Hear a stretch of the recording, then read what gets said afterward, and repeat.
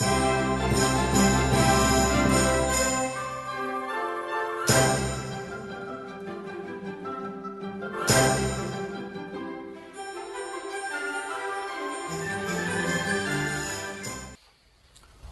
Maria, and welcome to this episode of Marian Shrines of the World.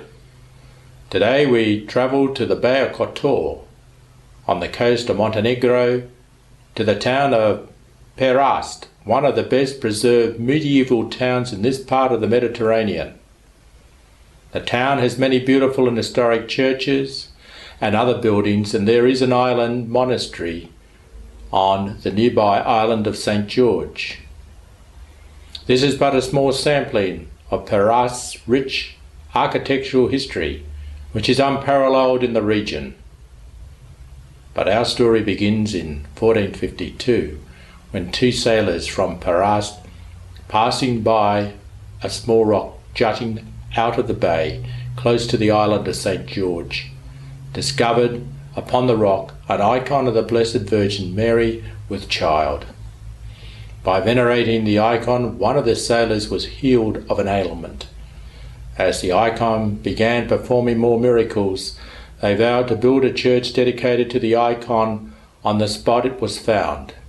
However, before the church could be built, they first needed to build the island, and so began the tradition that when sailors would return safely from a voyage, they would drop a rock on the spot where the icon was found. A couple of hundred years later, with the help of the sinking of some captured ships loaded with rocks, an island popped up. The church was built in 1630, entitled Our Lady of the Rocks. The chapel was expanded in 1722, and the dome was added 3 years later. In 1724, two captains donated a red damask with gold fringes for the sanctuary. The marble altar was made in 1796 by the Genoese sculptors Antonio and Girolamo Capellano. Enshrined above the altar is the original icon of Our Lady of the Rocks, painted in the mid-15th century by Lovro Dabrowicic. The walls and ceilings of the church were decorated with 68 canvases by Trippo Cucoglia, one of the most famous domestic Baroque painters. The most outstanding among them are the paintings with the scenes from the Virgin's life, which occupy the upper zones of the church walls and the ceilings, such as the coronation of the Virgin Mary, death of the Virgin Mary, and the Assumption of the Virgin.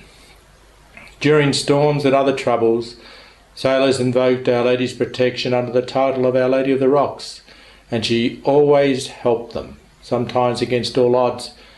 Wishing to thank Our Lady for her help, some 3,000 little votive tablets of gold and silver relief representations of ships were given to the shrine and placed on the interior walls in between the paintings. Today, these treasures alone give the chapel a rich historic significance worth travelling to see. The chapel walls display maids' garlands weaved with artificial white flowers, which are worn by brides in and around Perast on their wedding day and are placed in front of the Madonna after the ceremony. The attached presbytery serves as a museum which houses a rich collection of local archaeological finds, portraits of ships and items of craftsmanship and things of everyday use. Probably the most famous and valuable exhibit here is the embroidered tapestry of Our Lady done by Jacinta Kunik Mirjovic in 1828. Apparently, she spent her time making it while waiting for her husband to return from an expedition at sea. In taking her 25 years to complete the silver and gold tapestry, and what makes the tapestry so famous is the fact that she used silk and even her own hair to weave it. There are two stories about what happened to her. One says her husband got back when she finished it. The other says she died waiting for him. To mark the beginning of construction of the island of Our Lady of the Rocks, July the 22nd, 1452, a unique festival called Fascinada, the fastening, is held every year on that date. The first boat carries religious and civil dignitaries from Perast. They are joined by other boats from Perast and surrounding villages, connected together and filled with stones. It is traditional that only men take part in this, and that all the boats are rowed. At a certain point the boats are untied and the stones are thrown into the water in those spots where they are most needed to secure the island. In keeping with tradition, church bells ring to welcome the boats. After that, the rosary is prayed in the church.